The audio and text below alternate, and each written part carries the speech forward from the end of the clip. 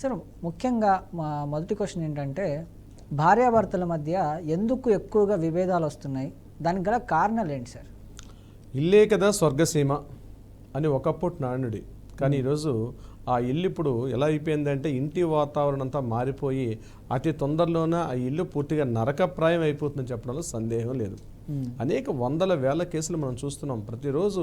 ప్రతి పోలీస్ స్టేషన్కి కొన్ని వందల కేసులు, పదుల సంఖ్యలో కేసులు, ప్రతిరోజు ఇవే కేసులు. ఏం కేసులు? 498 లేదా ఇట్లాంటి కుటుంబ సంబంధించిన 492 డివిఎస్సీలు లేకపోతే డివోర్సులు, ఇట్లాంటి కేసులు అనేవి నిత్యకృత్యం అయిపోయి ఇక మా ఆఫీసులకు వచ్చే క్లయింట్స్ కూడా కంటిన్యూ అవుతుంది. దీనికి గల కారణాలు ఏమిటని చెప్పి లీగల్ సైకో ఎనాలిసిస్ కానీ మనం చేసుకోగలిగితే ప్రధానంగా మనం 4 పాయింట్స్ చెప్పుకోవచ్చు బ్రహ్మంగారు. ఒకటి, ఫస్ట్ వన్ ఏంటంటే ఎమోషనల్ కనెక్టివిటీ.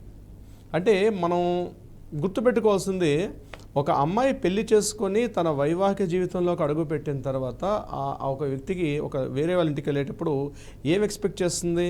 ముందుగా ఒక గౌరవాన్ని ఎక్స్పెక్ట్ చేస్తుంది, ఒక ప్రేమ ఎక్స్పెక్ట్ చేస్తుంది, ఒక ఐడెంటిటీ ఎక్స్పెక్ట్ చేస్తుంది. ఇంకొకటి ఏంటంటే తన ఇండివిజువాలిటీ తనకు ఉండాలి అని కోరుకుంటుంది. కానీ ఎప్పుడైతే ఆ ఇంటికి వెళ్ళిన తర్వాత, నేను చెప్పేది చాలా సున్నితమైన సమస్య అయినప్పుడు కూడా వాస్తవాలు నేను చెప్పే ప్రయత్నాలు చేస్తున్నాను నేను.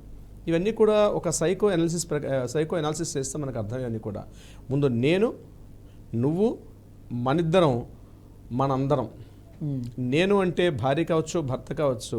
నువ్వు అంటే ఆపోజిట్ వ్యక్తి. మన ఇద్దరం అన్నటువంటి ఒక ఫీలింగ్ ఉంటుంది. మనందరం అంటే ఆ ఇంట్లో వచ్చినటువంటి పిల్లలు. ఇది యాక్చువల్గా ఒక కుటుంబం, ఒక వ్యవస్థ. ఈ నేను అనేది ఎలా ఉంటుంది, నువ్వు అనేది ఎలా ఉంటుంది, మనిద్దరం అనేది ఎలా ఉంటుంది, మనందరం కలిసేది ఎలా ఉంటుంది, ఈ 4 యాంగిల్స్లో కానీ మనం చెప్పుకోగలిగితే ఆ కుటుంబం ఎందుకు ఇలా ఛిద్రమైపోతుంది? ఇక్కడ నేను అన్నటువంటి ఒక అహంకారం, భార్య కావచ్చు, భర్తకు కావచ్చు. నేను చెప్పిన మాటే నువ్వు వినాలి, నేను అన్న మాట నిజం అవ్వాలి, నా మాటే చెల్లుబాటు కావాలి, నేను అనుకున్న ప్రతి మాట అక్కడ సక్సెస్ అవ్వాలి అని ఎప్పుడైతే ఒక ఈగోయిస్టిక్ ఐడియాలజీ మనం డెవలప్ చేసుకుంటామో, ఆ ఈగోయిస్టిక్ ఐడియాలజీ వల్ల ఆపోజిట్ పర్సన్స్ అనేవి వాళ్ళ యొక్క ఈగోస్ దెబ్బతింటాయి. అక్కడ మొదలవుతుంది ఆ యొక్క చిన్న సన్నగా ఉన్నటువంటి ఒక తెర.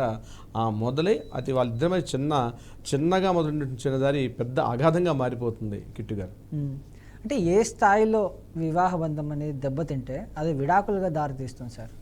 ఫస్ట్ ఏంటంటే ఒక ఎమోషనల్ కనెక్టివిటీ ముందు మిస్ అయిపోతుందండి. చిన్న ఎమోషనల్. భార్య ఎక్స్పెక్టేషన్స్ ఎక్కువ ఉంటాయి భర్త మీద. అంటే అతని మీద పూర్తి హక్కులు నాకే ఉండాలి అని ఒక ఎమోషనల్ అటాచ్మెంట్ ఉంటుంది భార్యలకి. లేడీస్కి సహజంగానే ఒక సున్నితమైన ఎమోషనల్ అటాచ్మెంట్ ఉంటుంది.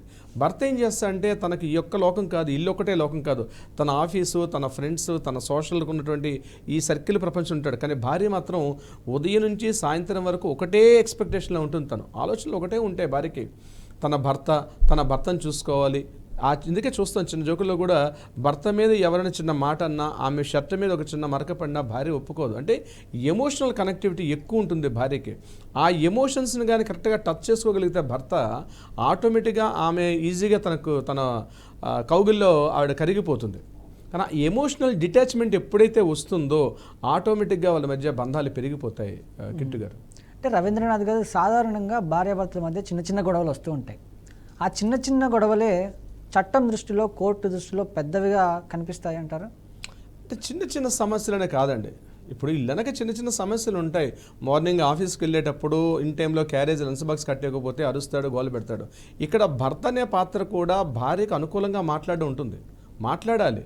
ఇప్పుడు ఉదాహరణ కాఫీ కప్ తీసుకొచ్చింది, కాఫీ కప్లో చక్కెర ఎక్కువ ఉందనుకోండి, చక్కెర ఎక్కువ ఉంటే భర్త రియాక్షన్ వేరే ఉండాలి. అంటే యాక్చువల్గా ఎలా ఉంటుంది, ఇంట్లో ఏం ఉప్పి నీకు వంట వండడం కూడా చేత కదా అని ఆ ఈగో హట్ విధంగా మాట్లాడింది. నీకు ఈ మాత్రం కాఫీ పెట్టడం కూడా నీ ముఖానికి చేత కాదు అంటాడు భర్త ఒక్కోసారి. కానీ అది ఎలా సున్నితంగా చెప్పొచ్చు? ఏమిటో ఈ మధ్య ఏదో ఇంట్లో చక్కెర ఎక్కువైపోయింది ఏంటి, మీనింగ్ ఒకటే, కానీ ఆ సమాధానం, ఆ రిసీవింగ్ అందు వేరు. ఇక్కడ ఆమె ఇమీడియట్గా ఓహో చక్కెర ఎక్కువైందని అర్థం చేసుకుంటుంది. లేకపోతే చక్కెర తక్కువ వేసి ఉంటుంది. ఏం ఇంట్లో మనం తెచ్చినట్టాం కదా, ఏ ఇంట్లో చక్కెర తక్కువైందా ఏంటి అని అడగచ్చు. కానీ సూటిగా మాట్లాడే మాటలు, అంటే మనసు ద్వారా ఏదైతే మనం మాట్లాడే మాటలు సూటిగా టచ్ చేస్తాయి.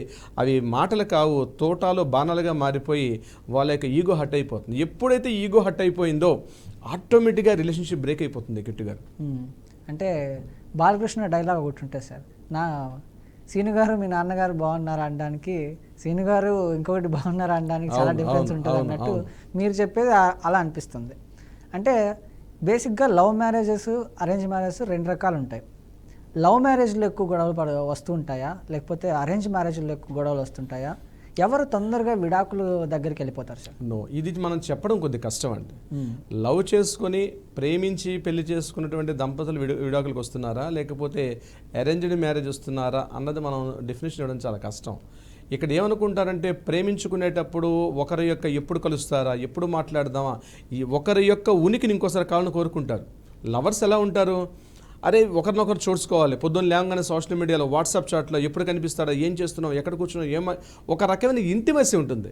ఇప్పుడు ఉదాహరణకి చూడండి, లవర్స్గా ఉండేటప్పుడు ఈ వైఫ్ లవర్స్గా ఉండేటప్పుడు ఈ లవరు అబ్బాయికి ఎప్పుడైనా ఏం చేస్తున్నావు, ఎక్కడున్నావు, నువ్వు భోజనం చేసావా, తిన్నావా లేదని మాట్లాడితే అది ఎంతో ప్రేమగా తీసుకుంటాడు ఒక లవర్గా ఉన్న పర్సన్.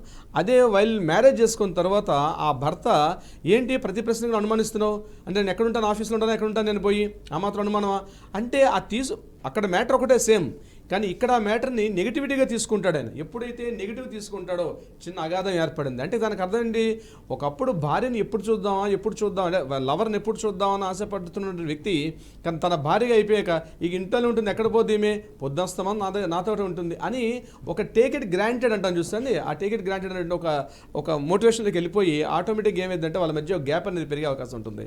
కాబట్టి సో లవ్ మ్యారేజా అరేంజ్డ్ మ్యారేజ్ అని చెప్పలేం, కానీ గ్యాప్స్ మాత్రం దేంట్లోనే విడాకులు దీంట్లో వస్తే దాంట్లో రావని చెప్పే అవకాశం లేదు కిట్టి గారు.